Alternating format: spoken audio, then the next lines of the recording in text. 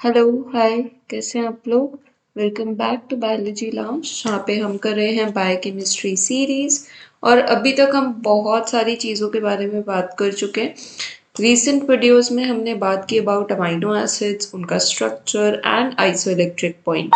In today's lecture or in today's video, we'll be talking about peptide bond formation. Peptide bond क्या होता है, कैसे बनता है and why is it so important जब हम अमाइनो एसिड्स की बात करते हैं। तो सबसे पहले देख लेते हैं कि अमाइनो पेप्टाइड बॉन्ड होता क्या है। तो पेप्टाइड बॉन्ड समझने के लिए हम एक चीज समझते हैं कि अमाइनो एसिड्स क्या है। Amino acids are the building blocks of proteins. Obviously हमें पता है अमाइनो एसिड्स एक दूसरे से जुड़ते हैं, मिलते हैं and they form a protein, they form a polypeptide. तो when I am saying polypeptide, तो पॉलीपेप्टाइड से मेरा क्या मतलब है, that multiple amino acids are bonded with each other. Multiple amino acids एक दूसरे के साथ प्रेजेंट है, एक दूसरे के साथ कंबाइंड है, उसी को हम पॉलीपेप्टाइड बोल रहे हैं। उसी से हमें पॉलीपेप्टाइड जब एक सर्टेन कॉन्फर्मेशन में फोल्ड होता है और उसके अंदर पोस्ट ट्रांसलेशनल मॉडिफिकेशंस होती हैं, तो उसके बाद ही वो एक प्रोटीन बनता है, राइट। तो मैं क्या बोल रही हूँ कि multiple amino acids are bonded with each other। मतलब if I have a particular amino acid, say amino acid 1, and I have another amino acid, say amino acid 2, तो ये दोनों अमाइनो एसिड्स एक दूसरे के साथ बॉन्डेड हैं। और जब ऐसे बहुत सारे अमाइनो एसिड्स आपस में मिल जाते हैं तो that give rise to a polypeptide, right. तो अब ये जो बॉन्ड है जिससे ये दोनों अमाइनो एसिड्स आपस में जुड़े हुए हैं, ये बॉन्ड क्या है, this is a peptide bond, right. तो पेप्टाइड बॉन्ड क्या है, इट इज द बॉन्ड जिससे दो अमाइनो एसिड्स एक दूसरे से जुड़े हुए होते हैं, ठीक है। तो हम ये बोल सकते हैं that when two amino acids come in contact with each other,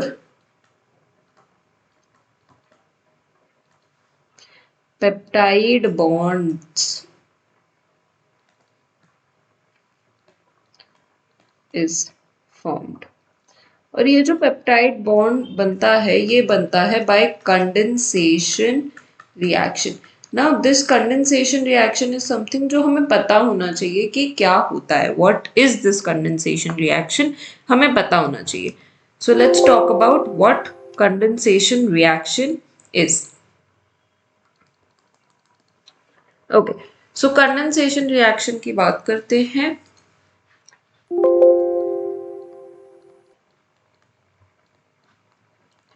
Condensation reaction simply is a reaction, is a type of reaction, is a kind of reaction जिसमें जब दो मॉलिक्यूल्स कंबाइन होते हैं तो कोई स्टेबल मॉलिक्यूल एलिमिनेट होता है। मतलब when two raw materials combine together leading to elimination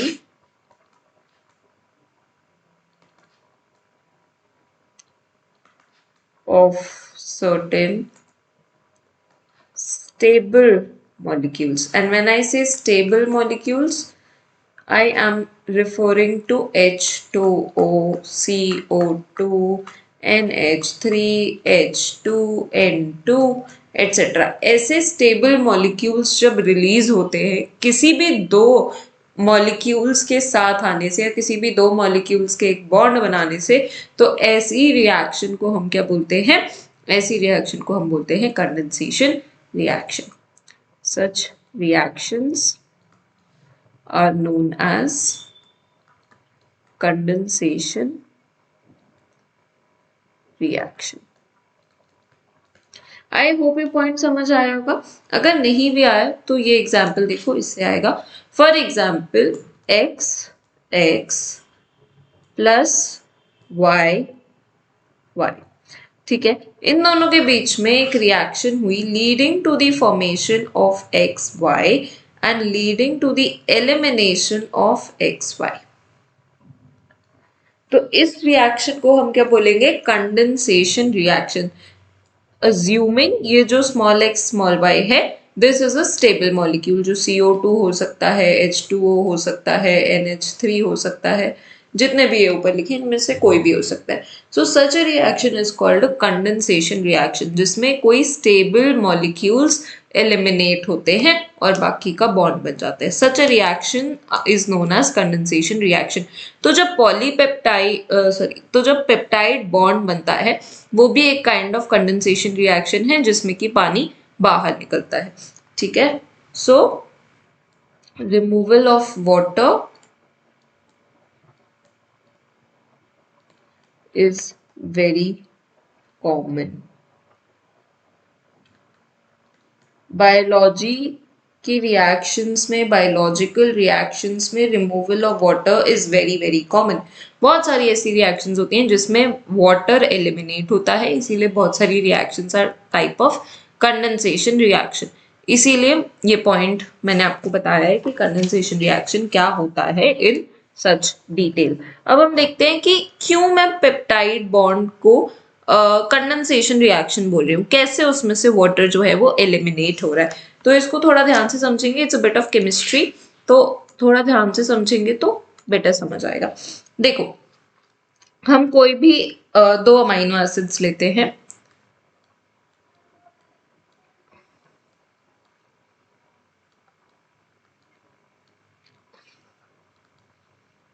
मैं स्पेसिफाई नहीं कर रही हूँ कि ये कौन सा अमीनो एसिड है, क्योंकि हमें जानने की जरूरत नहीं है, कोई भी हो सकता है।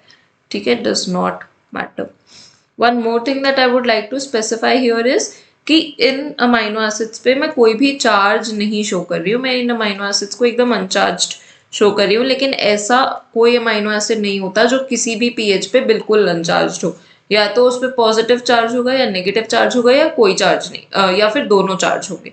ठीक है, इस फॉर्म में जो मैंने बनाई है, इस फॉर्म में एग्जिस्ट नहीं करता कि पूरे अमीनो एसिड पे कोई भी चार्ज ना हो। ये मैं सिर्फ आपको समझाने के लिए बना रही हूँ, सो दैट आपको मैकेनिज्म अच्छे से समझ में आए रिएक्शन का। ठीक है, तो हमने दो अमीनो एसिड्स लिए, this is amino acid 1 and this is amino acid 2। ठीक है, अब हम क्या करेंगे, हम इनकी रिएक्शन करवाते हैं। अब देखो, ये वाले इलेक्ट्रॉन्स ऑक्सीजन अपने पास ले लेगा, क्योंकि ऑक्सीजन इलेक्ट्रोनेगेटिव है ज्यादा, तो इस कार्बन पे पॉजिटिव चार्ज आ जाएगा, क्योंकि इसके इलेक्ट्रॉन्स ऑक्सीजन अपनी तरफ ले रहा है। तो अब ये क्या होगा, नाइट्रोजन के पास जो लोन पेयर ऑफ इलेक्ट्रॉन्स होता है, ये लोन पेयर ऑफ इलेक्ट्रॉन से नाइट्रोजन अटैक करेगा ऑन दिस कार्बन, कि भैया कार्बन तेरे पास इलेक्ट्रॉन्स की कमी है और मेरे पास लोन पेयर के इलेक्ट्रॉन्स एक्स्ट्रा हैं, तो आजा हम दोनों मिलके साथ में बॉन्ड बना लेते हैं। तो कार्बन बीइंग पॉजिटिवली चार्ज, वो बोलेगा चल ठीक है, आज आप दोनों आ जाते हैं, क्योंकि तेरे पास इलेक्ट्रॉन्स एक्स्ट्रा है और मेरे को इलेक्ट्रॉन्स की जरूरत है। ठीक है, तो right now the transition state is such that oxygen is negative, यहाँ पे सिंगल बॉन्ड आ गया, क्योंकि ऑक्सीजन ने अपने पास इलेक्ट्रॉन्स ले लिए और and it became negatively charged. ये जो OH है, इसको मैं नीचे शो कर रही हूँ, इस वाली वैलेंसी पे हम ये सारा ग्रुप दिखा रहे हैं, मैं फिर से रीड्रॉ नहीं कर रही हूँ। ठीक है, यहाँ पे आप मान लेना। उसके बाद नीचे हमने OH दिखा दिया और इस कार्बन ने बॉन्ड बना लिया इस नाइट्रोजन के साथ। नाइट्रोजन के पास 2 हाइड्रोजन थे और क्योंकि उसने अपना लोन पेयर दे दिया, तो उस पर आ जाएगा पॉजिटिव चार्ज और आगे नाइट्रोजन का ग्रुप है। ठीक है, ये स्ट्रक्चर बन गया। Now this is a transition state.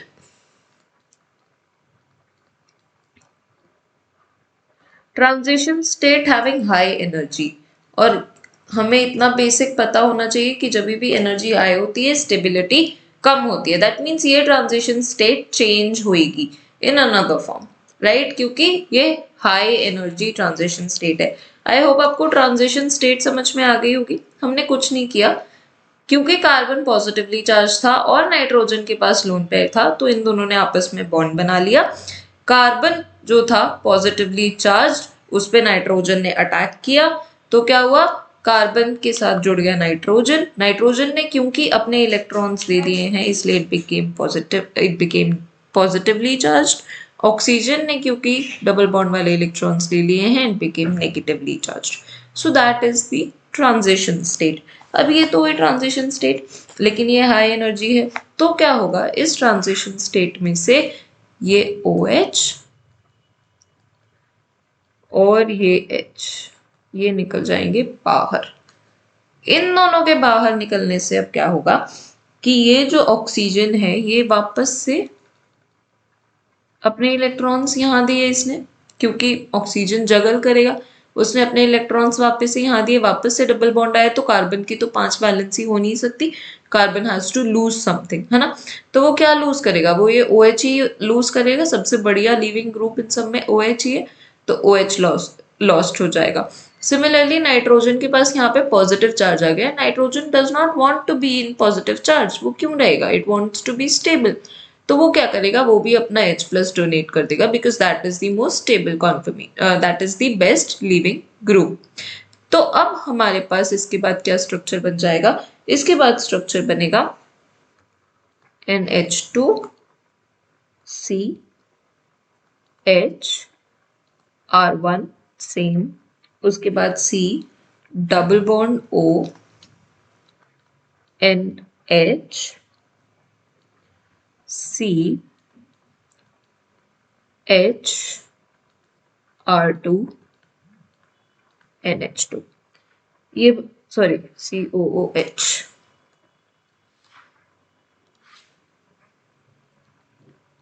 ये बन गया। This is our structure now. अब इस स्ट्रक्चर में देखो, इस स्ट्रक्चर में ये वाला जो बॉन्ड है, ये जो CONH बॉन्ड है, this particular bond is our peptide bond. ये जो बॉन्ड बना है ये है हमारा पेप्टाइड बॉन्ड, और आप देखो OH और H मिलके H2O बनाएंगे, तो H2O ही तो निकल रहा है ना इस पेप्टाइड के बनने के लिए, और H2O के निकलने का मतलब क्या हो गया, it is a condensation reaction. I hope you understood कि क्यों पेप्टाइड बॉन्ड का बनना एक कंडेंसेशन रिएक्शन है और पेप्टाइड बॉन्ड है क्या। So you should know that CONH bond is the peptide bond। ये पेप्टाइड बॉन्ड की डेफिनेशन नहीं है, ये मैं आपको सिर्फ समझाने के लिए बोल रही हूँ कि एक अमाइनो एसिड का CO और सेकेंड अमाइनो एसिड का NH मिलके जो बॉन्ड बनाते हैं उसे हम पेप्टाइड बॉन्ड बोलते हैं। I hope this much is all clear. तो मल्टीपल पेप्टाइड बॉन्ड से मल्टीपल अमाइनो एसिड्स आपस में जुड़े हुए होते हैं and they lead to the formation of a peptide और अ पॉलीपेप्टाइड। ठीक है, आई होप यहाँ तक समझ में आ गया होगा। हैविंग दैट इंफॉर्मेशन, एक चीज और समझने की कोशिश करते हैं। For example I have 5 amino acids, amino acid 1, amino acid 2, amino acid 3, amino acid 4 and amino acid 5। मेरे पास ये 5 अमाइनो एसिड्स हैं। ये पांचों अमाइनो एसिड्स साथ जुड़ गए 1, 2, 3, 4 and 5। All 5 of these amino acids combined together to form a polypeptide। Now this is primary structure। We should know कि polypeptide, the linear form of amino acids, the linear polypeptide, ये एक primary structure होता है। That means ये non living है।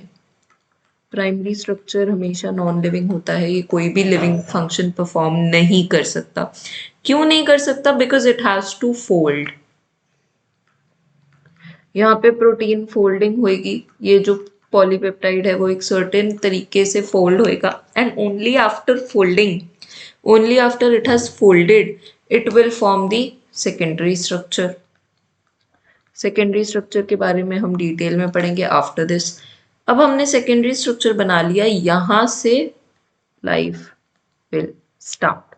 once the protein forms the secondary structure तब वो living form में आता है। ओनली आफ्टर दैट वो लिविंग फंक्शंस या लिविंग बायोलॉजिकल फंक्शंस को परफॉर्म कर सकता है। तो मैंने क्या बोला कि हमारे पास 5 अमाइनो एसिड्स थे वो पांचों एक पॉलीपेप्टाइड की फॉर्म में अरेंज हुए, प्राइमरी स्ट्रक्चर बना, but primary structure is non living, वो लिविंग नहीं है, कोई भी लिविंग फंक्शंस परफॉर्म नहीं कर सकता। तो उसके बाद हमें करवानी पड़ेगी प्रोटीन फोल्डिंग।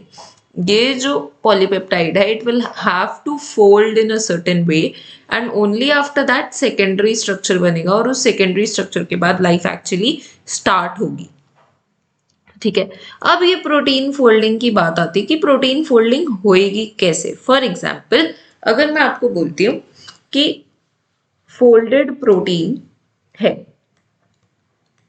ये जो फोल्डेड प्रोटीन है, इस फोल्डेड प्रोटीन की तो बहुत सारी कॉन्फर्मेशंस हो सकती हैं। ये हेलिक्स हो सकता है, ये टर्न हो सकता है, ये कॉइल हो सकता है, कुछ भी हो सकता है। ये सारी कॉन्फर्मेशंस हम पढ़ेंगे इन दी कमिंग लेक्चर्स, ठीक है। बट यू शुड नो कि ये सारे सेकेंडरी स्ट्रक्चर्स है और हमारा जो फोल्डेड प्रोटीन है वो इनमें से कुछ भी बन सकता है। वो हेलिक्स भी हो सकता है, टर्न भी हो सकता है, कॉइल भी हो सकता है, बहुत सारी चीजें हो सकता है, ठीक है। अब अगर मेरे पास एक 100 पॉली अमाइनो एसिड का पेप्टाइड है सपोजिटली, तो ये पेप्टाइड भी तो कुछ भी बन सकता है। ये हेलिक्स भी बन सकता है, टर्न भी बन सकता है, कॉइल भी बन सकता है, बीटा शीट भी बन सकता है। It can form anything. If helix is the desired conformation, supposedly मैं चाहती हूं कि ये जो पेप्टाइड है ये हेलिक्स बने, जब ये हेलिक्स बनेगा तो ही ये वैसा काम करेगा जो मैं चाहती हूँ। लेकिन इस बेचारे पेप्टाइड को कैसे पता चलेगा कि मुझे हेलिक्स बनना है? ये तो हेलिक्स भी बन सकता है, टर्न भी बन सकता है, कॉइल भी बन सकता है, बीटा शीट भी बन सकता है। हाउ वुड वी नो, या how would that peptide know that this is the desired conformation और मुझे ये बनना है? तो अगर मैं इसका कुछ करूं ही ना और इसको फुल फ्रीडम दे दूं कि ठीक है तुम्हारी मर्जी, तुम्हें जैसे लगता है जैसे मर्जी करना है, तुम फोल्ड हो और फोल्ड होके डिजायर्ड कॉन्फर्मेशन में आओ, तो अगर हम ये करेंगे तो आपको जान के बहुत ऐसे अमेज होएगा that time taken by such peptide to fold in desired conformation unassisted, मतलब आप उसको असिस्ट नहीं कर रहे, आप उसे कुछ बता नहीं रहे, आप उसकी कोई हेल्प नहीं कर रहे, अनअसिस्टेड आपने अगर उसे छोड़ दिया है, तो उस केस में अकॉर्डिंग टू स्टेटिस्टिकल डेटा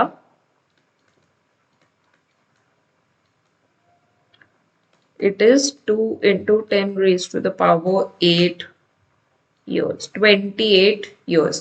इतने साल इस पेप्टाइड को लगेंगे डिजायर्ड कॉन्फर्मेशन तक पहुंचने के लिए। 100 अमाइनो एसिड्स के पेप्टाइड को 2 into 10 raised to the power 28 years लगेंगे डिजायर्ड कॉन्फर्मेशन तक पहुंचने के लिए। Now you tell me, is that even humanly possible?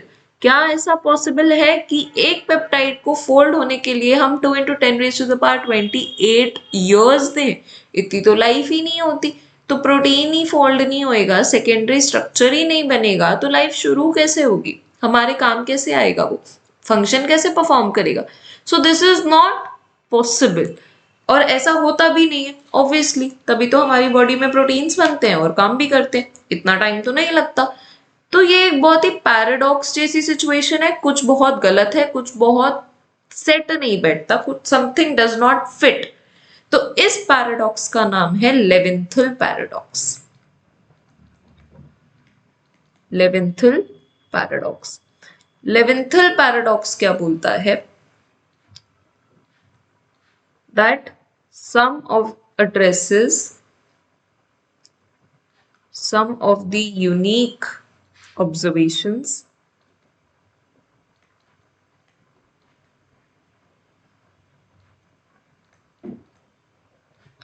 associated with protein folding। Protein folding के साथ कुछ अजीब सी ऑब्जर्वेशंस को एड्रेस करता है लेवेंथल पैराडॉक्स। पैराडॉक्स का मतलब होता है something which is not right, something which is fishy, paradox है, ठीक है। क्या है ये unique observation? That it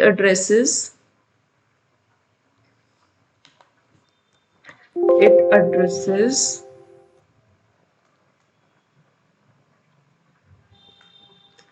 the conflict in the data of protein folding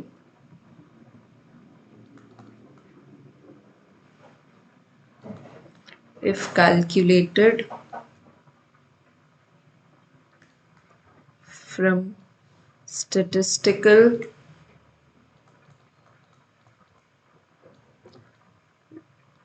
values and physiological window of folding। अगर कोई राइटिंग समझ में नहीं आती तो please let me know in the comments, I will try to improve it, ठीक है। Okay, तो लेवेंथल पैराडॉक्स क्या बोल रहा है? वो एड्रेस कर रहा है यूनिक ऑब्जर्वेशंस जो प्रोटीन फोल्डिंग में देखने को मिलती हैं। वो क्या बोलता है कि जो डेटा है प्रोटीन फोल्डिंग का या टाइम ऑफ प्रोटीन फोल्डिंग जो हम स्टेटिस्टिकल वैल्यूज से कैलकुलेट करते हैं, which was 2 into 10 raised to the power 28 years, and the physiological window of folding. Actually physiological conditions में एक्चुअली हमारी बॉडी के अंदर उसको जितना टाइम मिलता है और जितना टाइम लगता है फोल्ड होने के लिए, इन दोनों में बहुत ज्यादा कॉन्फ्लिक्ट है। They are very very different from each other. और इसी डिफरेंस को कौन बताता है? इसी डिफरेंस को हम किस कॉन्सेप्ट से जानते हैं? Levinthal paradox. तो अगर आपको Levinthal paradox as a word कहीं मिलता है, it is representing the conflict that अगर हम स्टेटिस्टिकल वैल्यू से प्रोटीन फोल्डिंग को समझें तो उसको तो बहुत टाइम लगना चाहिए। It should take up to 2 into 10 raised to power 28 years for a peptide to fold into the desired conformation. लेकिन वही अगर हम एक्चुअली रियल में फिजियोलॉजिकल कंडीशंस में देखें तो इतना टाइम पेप्टाइड को फोल्ड होने में नहीं लगता। इसी का नाम है लेवेंथल पैराडॉक्स, ठीक है। तो इससे हमें एक चीज तो समझ में आती है, एक चीज हमें क्लियर होती है। वो क्या चीज है कि प्राइमरी स्ट्रक्चर से सेकेंडरी स्ट्रक्चर तक आने के लिए कोई ना कोई कोऑर्डिनेशन तो जरूर है, कुछ ना कुछ तो असिस्ट कर रहा है। अनअसिस्टेड तो नहीं हो सकता, क्योंकि अगर अनअसिस्टेड होता it should have taken 2 into 10 raised by 28 years, which is not the case. That means कुछ ना कुछ तो हो रहा है, कोई ना कोई कोऑर्डिनेशन तो हो रही है। अगर कोऑर्डिनेशन हो रही है, अगर बॉडी कुछ कर रही है, that means it is non spontaneous। Spontaneously तो नहीं हो रहा, क्योंकि अगर हम इसे स्पॉन्टेनियसली होने देते, खुद से होने देते, it would have taken 2 into 10 raised by 28 years। That is not the case. That means ये नॉन स्पॉन्टेनियस है। अगर नॉन स्पॉन्टेनियस है, that means energy must be supplied, क्योंकि नॉन स्पॉन्टेनियस का तो मतलब ये होता है कि इस चीज को फिर एनर्जी मिल रही है, इस प्रोसेस को हमें एनर्जी देनी पड़ रही है अगर हमें ये करवाना है। लेकिन अब ये बताओ कि हमारी बॉडी में इतना प्रोटीन बनता है और 100 से ज्यादा अमीनो एसिड्स का भी बनता है, इतनी एनर्जी तो हमारी बॉडी के पास है ही नहीं स्पेंड करने के लिए। एनर्जी करेंसी क्या है बॉडी की? एटीपी। इतना एटीपी तो हमारी बॉडी के पास नहीं है for sure. We can not provide that much ATP. Protein folding में हम इतनी ज्यादा एटीपी स्पेंड नहीं कर सकते। तो हम क्या करें? क्योंकि देखो हमारे पास दो ही रास्ते थे, या तो हम उसको असिस्ट ना करें, असिस्ट नहीं करेंगे तो 2 into 10 raised by 28 years लगेंगे, वो हम अफोर्ड नहीं कर सकते। अगर हम इसे असिस्ट करेंगे तो हमें एटीपी देना पड़ेगा। एटीपी हम इतना ज्यादा बना नहीं सकते, इतना ज्यादा स्पेंड इस पे कर नहीं सकते, तो again that is also not possible for us. तो इन दैट केस हम क्या करेंगे? तो उसके लिए हमारे पास आया folding funnel model.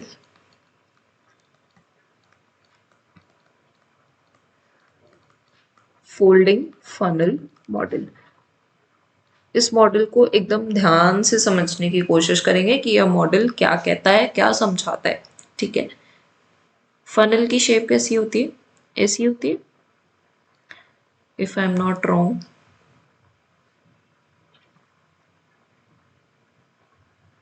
This is how a funnel typically looks, right? ये जो फोल्डिंग फनल है, इससे हम प्रोटीन फोल्डिंग को समझने की कोशिश करेंगे। तो जो भी पेप्टाइड अमाइनो एसिड साथ में जुड़ जुड़ के जो भी कुछ बन रहे हैं उसको हम यहाँ पे रिप्रेजेंट करते हैं। यहाँ पे अ peptide can be in any random conformation, कुछ भी हो सकता है, ठीक है। अब अगर इतनी ज्यादा रैंडमनेस है, इतनी ज्यादा फ्रीडम है कि मैं बोल रही हूँ कि प्रोटीन नया नया पेप्टाइड बन के आया है, कोई फोल्डिंग नहीं है, कोई रेस्ट्रिक्शन नहीं है, कोई कुछ नहीं है, अगर इतना ज्यादा अनरेस्ट्रिक्टेड एनवायरनमेंट है, that means highest entropy. Entropy यही होती है, फ्रीडम होती है एंट्रोपी। सबसे ज्यादा फ्रीडम है, सबसे ज्यादा एंट्रोपी है। इसको आप ये समझ सकते हो कि ये न्यूबॉर्न बेबी है, अभी अभी पैदा हुआ है और अभी इसके पास फुल फ्रीडम है कि ये मेडिकल भी ले सकता है, नॉन मेडिकल भी ले सकता है, मैथ्स भी ले सकता है, साइंस भी ले सकता है, आर्ट्स भी ले सकता है, humanities, anything, full freedom, highest entropy. It can go in whichever way it wants to.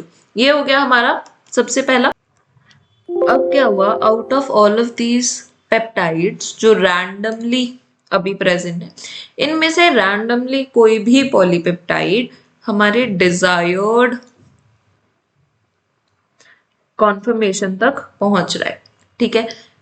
Fully folded नहीं है, लेकिन अगर इसको हेलिक्स की तरफ जाना है तो ये गलती से या रैंडमली अपनी मर्जी से हेलिक्स तक आ गया। मतलब जो न्यूबॉर्न बेबी था उसको किसी ने फोर्स नहीं किया, उसको किसी ने नहीं बोला, वो अपनी मर्जी से साइंस तक आ गया, अपनी मर्जी से वो मेडिकल तक आ गया। Nobody forced it, but out of all ये अपने आप से मेडिकल तक आ गया। इस स्टेज को हम क्या बोलते हैं, RHH या मोल्टन ग्लोब्यूल स्टेज। इस मोल्टन ग्लोब्यूल स्टेज पे अभी भी मीडियम एंट्रोपी है। मीडियम एंट्रोपी क्यों है? मीडियम एंट्रोपी क्यों है? क्योंकि अभी भी इस पॉलीपेप्टाइड के पास फ्रीडम है कि मैं हेलिक्स तक तो आ गया, उसने मेडिकल तो ले ली, लेकिन अभी भी जरूरी नहीं है कि वो PhD ही करे, है ना। हम चाहते कि अल्टीमेटली हमें PhD का कैंडिडेट चाहिए। इस बच्चे ने मेडिकल तो ले ली, but it's not important, it's not mandatory कि वो PhD ही करे, है ना। तो हेलिक्स तक तो वो आ गया, but it has still not folded into our desired conformation. अभी तक उसकी फोल्डिंग हमारे हिसाब से नहीं हुई है, ठीक है। तो it has reached to some level but not complete. तो हम बोल रहे हैं कि अब इसके पास मीडियम एंट्रोपी है, इसके पास मीडियम फ्रीडम है कि अब ये इंजीनियरिंग नहीं कर सकता, अब ये MBA में नहीं जाएगा, ये रहेगा तो साइंस फील्ड में ही, लेकिन जरूरी नहीं है कि PhD करे, ठीक है। तो अब इसके पास हो गई मीडियम एंट्रोपी। अब हम क्या करेंगे, यहां पर हम देंगे असिस्टेंस। अब हम इसको पढ़ाएंगे, लिखाएंगे, बढ़िया से इसका नेट वगैरह क्लियर करवाएंगे, गेट क्लियर कराएंगे, DBT क्लियर कराएंगे, इसको असिस्ट करेंगे, और फाइनली जो हमारी डिजायर्ड कॉन्फर्मेशन है उसमें पहुंचा देंगे, PhD में इसको पहुंचा देंगे। आई बात समझ? अब ये ऑलरेडी डिजायर्ड कॉन्फर्मेशन में पहुंच चुका है, डिजायर्ड फोल्डिंग इसकी हो चुकी है, now it has least entropy. अब इसके पास कोई और फ्रीडम नहीं है कि ये कुछ और कर ले, इसका जो होना था वो इसका हो चुका है, PhD में इसका एडमिशन अब हो चुका है। तो अब इसके पास एंट्रोपी सबसे कम है, लीस्ट एंट्रोपी है, लीस्ट फ्रीडम है, इसका पूरा करियर पाथ अब डिसाइड हो चुका है। It has now entered PhD, अब इसको PhD ही करनी पड़ेगी और कोई ऑप्शन इसके पास है नहीं। So that is the least entropy. You understand the folding funnel model? I hope. हमने क्या किया, पेप्टाइड्स बने, इन पेप्टाइड्स को हमने फुल फ्रीडम दी, हमने कोई असिस्टेंस नहीं दी। यहां से लेके यहां तक ये पेप्टाइड्स अनअसिस्टेड थे, दे वर फ्री, अपनी मर्जी से आपको जो बनना है, जैसे बनना है आप बन सकते हो। इन पेप्टाइड्स में से जो पेप्टाइड हमारे डिजायर्ड कॉन्फर्मेशन तक पहुंचा खुद अनअसिस्टेड, उसके साथ हमने आगे काम किया। And when it reached to the middle of a desired conformation, तो उस स्टेज को हमने बोला RHH या फिर molten globule stage. Once the peptide has reached to the stage unassisted, बिना किसी हेल्प के, उसके बाद हमने उसको असिस्टेंस दी, उसके बाद हमने उसे असिस्ट किया और उसे फाइनल डिजायर्ड कॉन्फर्मेशन तक पहुंचाया। ये है फोल्डिंग फनल मॉडल। तो फोल्डिंग फनल मॉडल हमें क्या बोलता है कि हमें उसे असिस्टेंस सिर्फ इस स्टेज के, मोल्टन ग्लोब्यूल स्टेज के बाद देनी है। तो एटीपी कंजम्पशन कम हो गई ना, इस स्टेज पे हमें कोई एटीपी नहीं देनी, तो हमारा एटीपी जो यूज होना था वो कम हो गया, तो हमें सिर्फ इतना एटीपी स्पेंड करना है। This is what folding funnel model says. ठीक है, तो according to folding funnel model,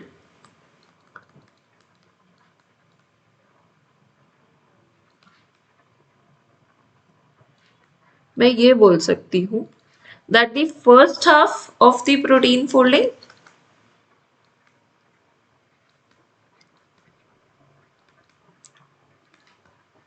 is spontaneous, random, non-assisted, and no ATP is used. But the second half of protein folding, that is what is non-spontaneous. यहाँ पर हम energy provide कर रहे हैं, this is non random, या फिर आप बोल सकते हो this is assisted and ATP is used. आ गई बात समझ? ये किसके अकॉर्डिंग है? फोल्डिंग फनल मॉडल के हिसाब से। लेकिन आप एक बात बताओ, even if we stick to this model, तो भी तो दिक्कत तो है ही ना, क्योंकि फर्स्ट हाफ तो अभी भी अनअसिस्टेड है ना। So for a peptide to move towards a desired conformation is still a chance event, वो अभी भी चांस की बात है, और अगर चांस की बात है तो जरूरी नहीं है ना कि वो जल्दी हो जाए। क्या हम इतना टाइम स्पेंड कर सकते हैं, या जो प्रोटीन्स रेप्लिकेशन में इन्वॉल्व है, क्या हम उन्हें इतनी फ्रीडम दे सकते हैं कि आप अपनी मर्जी से, आपका मन कर रहा है तो आप बनो या मत बनो? हम नहीं दे सकते, क्योंकि अगर उस प्रोटीन को बहुत टाइम लग गया बनने में, तो वो हमारे लिए फेटल हो जाएगा। हम ऐसा नहीं कर सकते। That means actually the upper half should also not be random. ऊपर वाले हाफ को भी हम रैंडम नहीं छोड़ सकते, हमें उसमें भी कुछ ना कुछ असिस्टेंस देनी पड़ेगी, लेकिन हमारे पास एटीपी नहीं है स्पेंड करने के लिए। In that case what we can do is, let me add a few slides. Yeah, in that case what we can do is, वो हम समझेंगे with the help of an experiment जिसका नाम है ऑन फिंसन्स एक्सपेरिमेंट। ऑन फिंसन्स एक्सपेरिमेंट से हमें पता चला कि जो ऊपर वाला हाफ है वो कैसे असिस्टेड है, उसको कौन असिस्ट कर रहा है, और कैसे प्रोटीन फोल्डिंग हो रही है। तो ऑन फिंसन्स एक्सपेरिमेंट में हमने क्या किया, हमने एक फंक्शनल प्रोटीन लिया जिसके अंदर ऑब्वियसली प्रोटीन है, तो बहुत सारी डाइसल्फाइड लिंकेजेस भी होंगी। ठीक है, ऐसे बहुत सारी आयनिक इंटरेक्शंस हैं, बहुत सारी डाइसल्फाइड लिंकेजेस हैं। ठीक है, इस तरीके से there are ionic interactions, there are disulphide linkages, so this is a functional protein. अगर ये फंक्शनल प्रोटीन है दैट मीन्स सेकेंडरी स्ट्रक्चर होगा, करेक्ट है। ये जो प्रोटीन हमने ऑन फिंसन्स एक्सपेरिमेंट में लिया था that was actually ribo nuclease, ठीक है, विच इज एन आरएनएज। बहुत एक्टिव होता है, बढ़िया से काम करता है। अब ये जो हमारा राइबो न्यूक्लियेज था, हमने क्या किया, हमने इसके अंदर डाल दिया बीटा मर्केप्टो इथेनॉल और हमने डाल दिया यूरिया। आपको पता होना चाहिए कि beta mercaptoethanol is a reducing agent, पर ये क्या करता है, it reduces all SH bonds या फिर disulphide bonds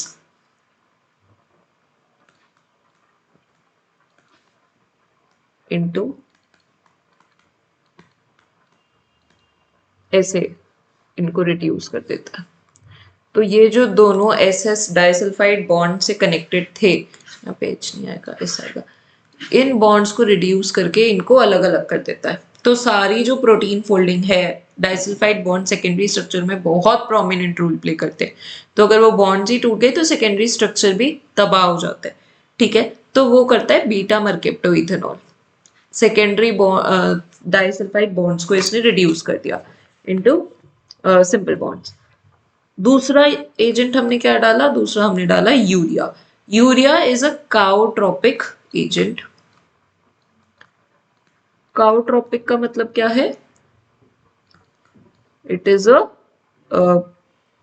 how do we say, it is a chaos causing agent, है ना, इट causes chaos। chaos कैसे क्रॉस करता है, कॉज करता है? It disrupts the weak interactions,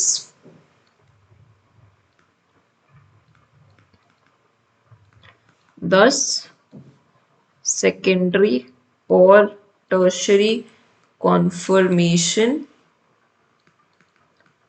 changes to primary conformation। अब खुद सोचो, बीटा मर्केप्टोइथेनॉल ने सारे डाइसल्फाइड्स को रिड्यूस कर दिया, यूरिया आपने डाला, यूरिया ने सारे वीक इंटरेक्शंस तोड़ दिए, तो फिर फोल्डिंग होएगी कैसे? कौन से बॉन्ड्स की वजह से फोल्डिंग होएगी? फोल्डिंग हो ही नहीं पाएगी। तो जो सेकेंडरी स्ट्रक्चर ऑफ प्रोटीन था वो अब तबाह होके वापस से प्राइमरी स्ट्रक्चर में चेंज हो गया। और अगर वो प्राइमरी स्ट्रक्चर में चेंज हो गया तो एक्टिविटी तो नहीं होगी ना। अभी मैंने आपको बोला कि primary structure is not a living structure, उसमें कोई भी एक्टिविटी नहीं हो सकती। तो ये जो सेकेंडरी स्ट्रक्चर था, it has now been converted into primary structure. सारे जो आयनिक इंटरेक्शंस थे वो सारे टूट चुके हैं और सारे disulphide bonds have now been reduced. तो ये सिर्फ SH पर ना, कोई बॉन्डिंग इनमें है नहीं। तो अब ये जो राइबोन्यूक्लियस है ये बन गया प्राइमरी स्ट्रक्चर, और क्योंकि ये प्राइमरी स्ट्रक्चर है तो इसकी 0% एक्टिविटी है, नॉन फंक्शनल बन गया, कोई एक्टिविटी नहीं परफॉर्म कर रहा। ठीक है, तो हमने जो भी फोल्डिंग हुई थी वो सब हमने बर्बाद कर दी है, बिल्कुल प्राइमरी स्ट्रक्चर बन चुका है, कोई एक्टिविटी इसकी है नहीं। अब हमने क्या किया? हमने बीटा मर्केप्टोइथेनॉल को रिमूव कर दिया और हमने यूरिया को भी हटा दिया। हमारे मीडियम में से बीटा मर्केप्टोइथेनॉल भी चला गया, यूरिया भी चला गया। और हमने क्या ऑब्जर्व किया? हमने ये ऑब्जर्व किया कि ये जो राइबोन्यूक्लियस था, it has now regained it's activity. Disulphide bonds वापस से बन गए जैसे ओरिजिनली थे, इंटरैक्शंस वापस से बन गई जैसी भी ओरिजिनली थी। तो ये जो राइबोन्यूक्लियस था, it regained more than 95% activity. अब इस एक्सपेरिमेंट से हम क्या इन्फर कर सकते हैं? हमने तो फोल्डिंग बर्बाद कर दी थी ना, तो अगर ऊपर वाला हाफ इतना ही रैंडम होता, इतना ही अनअसिस्टेड होता, तो जरूरी तो नहीं है ना कि एक्टिविटी सारी वापस ही आ जाती। मे बी वो अब दोबारा हेलिक्स बनता ही ना। अगर आज आपने मेडिकल ले ली, आपने PhD में एडमिशन भी ले लिया, उसके बाद मैं आपको वापस से बोलती हूँ कि दोबारा से आप नर्सरी करो, जरूरी तो नहीं है ना कि 12th में आने के बाद आप फिर से मेडिकल ही लोगे। You might not take medical, क्योंकि वो तो अनअसिस्टेड है। उस टाइम पे तो मैं आप पे कोई फोर्स ही नहीं लगा रही हूँ, मैं आपको मेडिकल की तरफ इंक्लाइन ही नहीं कर रही हूँ। So you might not and up taking medical again. अगर वो इतना ही रैंडम होता, अगर वो इतना ही नॉन असिस्टेड होता, तो हो सकता है कि वो वापस से राइबोन्यूक्लियस ना बनता, वापस से उसकी 95% एक्टिविटी रीगेन ना होती। लेकिन that was not the case. Anfinsen's experiment ने हमें बता दिया कि even if we destroy the secondary structure, still जब मैंने बीटा मर्केप्टोइथेनॉल और यूरिया को मीडियम से रिमूव किया तो वापस से 95% एक्टिविटी रीगेन हो गई। दैट मीन्स जो हम बोल रहे हैं कि ऊपर वाला हाफ रैंडम है, वो एक्चुअली उतना भी रैंडम नहीं है। It is not that random. अगर वो रैंडम नहीं है तो फिर कैसे हुआ ये? तो उसका आंसर है, उसका एक्सप्लेनेशन, उसका इन्फरेंस है that the secondary structure that is taken by the peptide is already predicted in the peptide sequence, या फिर आप बोल सकते हो in the genome। जो भी सेकेंडरी स्ट्रक्चर एक पेप्टाइड लेता है वो सेकेंडरी स्ट्रक्चर ऑलरेडी प्रिडिक्ट होता है उसके पेप्टाइड सीक्वेंस में, उसके जीनोम में। जो amino acids, amino acid 1, amino acid 2, amino acid 3 बनते हैं वो बनते ही ऐसे हैं that it leads to a certain type of folding and it leads to a certain type of protein formed. कुछ भी रैंडम नहीं है। ऊपर वाला जो स्ट्रक्चर है वो भी आप इनकॉर्पोरेट करके भेज रहे हो। वो जो बेबी है उसको आप पहले से बता के भेज रहे हो कि आपको मेडिकल ही लेना है। जैसे कहते हैं ना कि जोड़ियां ऊपर से बन के आती है, कि ऑलरेडी भगवान जी आपको बता के भेजते that you have to be with that certain person, है ना। तो वही केस यहाँ पे कि वो जो पेप्टाइड सीक्वेंस है, जो आपका जीनोम सीक्वेंस है, जीन सीक्वेंस है, वही आपको बता रहा है that you will have to fold in this conformation. So it is not actually that random. ऊपर वाला भी is according to the genome sequence और नीचे वाला तो हम वैसे ही असिस्ट करवा रहे हैं। ठीक है, आई होप समझ में आया होगा। तो अगर पेप्टाइड सीक्वेंस में या जीन सीक्वेंस में कोई भी छोटा सा चेंज हुआ तो डिफेक्टिव प्रोटीन बनेगा और डिफेक्टिव प्रोटीन फोल्डिंग होगी and it can even lead to death and it can lead to various diseases also. ठीक है, लिख देती हूँ मैं आपके लिए, any minor change in genetic makeup will lead to defective protein folding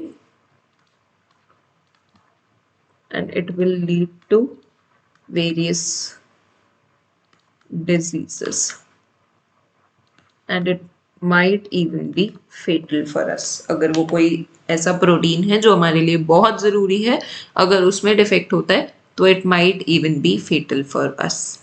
I hope आपको ऑनफिंसन्स एक्सपेरिमेंट समझ में आ गया होगा कि क्या वो बता रहा है और कैसे वो प्रूफ कर रहा है कि प्रोटीन फोल्डिंग का कोई भी पार्ट रैंडम या अनअसिस्टेड नहीं है।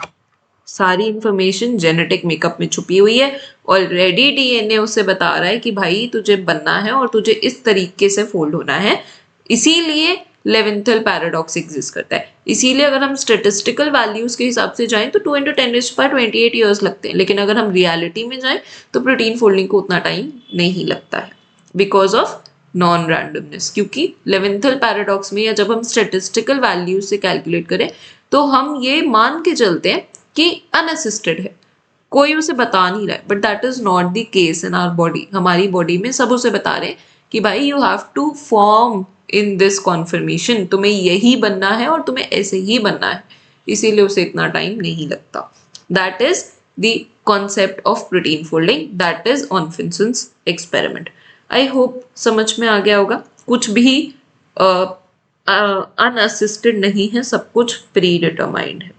ठीक है, नेक्स्ट वीडियो में, नेक्स्ट लेक्चर में हम लोग रामचंद्रन प्लॉट पढ़ेंगे और पेप्टाइड बॉन्ड्स, टॉर्जनल एंगल्स, ये सब पढ़ेंगे। Very interesting and very very important. So I really hope that you will tune in for the next lecture. And till then, happy revising and happy learning, and keep continuing, keep supporting. And also if you have any doubts, please do not hesitate and just type it down anywhere. मैंने आपको बहुत सारे portals दिए हैं, आप मुझे Telegram channel पे भी मैसेज कर सकते हो। It is called biology lounge. आप टेलीग्राम पे सर्च करोगे आपको मिल जाएगा, वहाँ पे आपको ये PDF भी मिल जाएगा अगर आपको रिवाइज करने के लिए चाहिए तो। So you can join me there and you can type there. अलावा आप मुझे कमेंट्स में भी बोल सकते हो, आप मुझे मेल कर सकते हो, मेल आईडी मैं डिस्क्रिप्शन में डाल दूंगी। We have our Instagram page also again called biology lounge, आप वहाँ पे भी मुझे मैसेज कर सकते हो, कमेंट कर सकते हो, वट है ना। तो इतने सारे तरीके हैं आपके पास। अगर कोई भी सजेशन है, कोई भी फीडबैक है, या कुछ भी आपको बताना है, या कुछ भी आपको पूछना है, you can always reach out. And with that, I'll close this video off. I hope you all are enjoying this biochemistry series. Let me know. Have a good day. Bye bye.